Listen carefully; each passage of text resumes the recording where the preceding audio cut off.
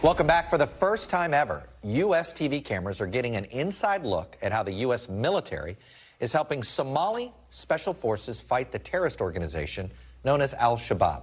Our NBC News team embedded with U.S. Special Ops for an exclusive look at how U.S. forces, including Navy SEALs and Army Green Berets, are training Somali troops.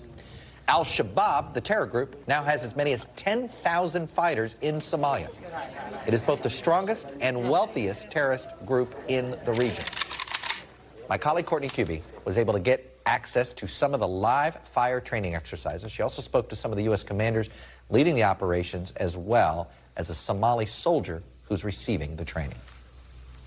We are witnessing the graduation from one of the Danab intake basic training classes.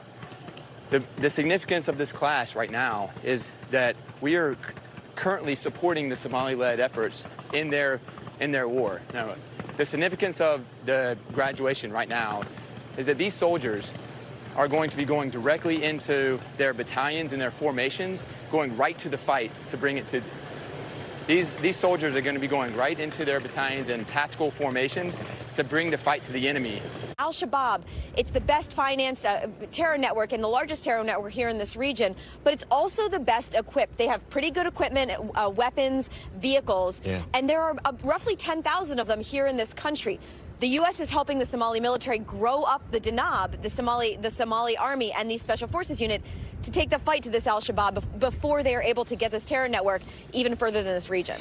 Roughly 2 out of every 5 Somalis is starving right now, and if the drought continues or worsens, that's only going to get worse. So as we have food insecurity in a country, as you know, Chuck, that means more insecurity overall. So that's one of the reasons that the president, Hassan Sheikh, is trying to build up the military so that they're able to bring stability all over, both in a food security place and also for a larger national security. Where President Biden announced he was sending them back in.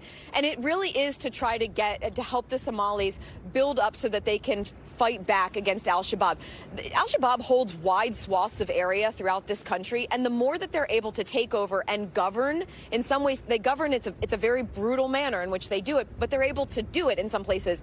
The Somali government will be weaker and weaker, the federal government, unless they're able to take out Al-Shabaab and start to reclaim their land here. And back to the drought and literally a country that is teetering on the brink of famine right now, that has bigger implications for the region, right? Then we're going to talk about mass amounts of population moving, the need for more security assistance. I spoke with the ambassador here yesterday.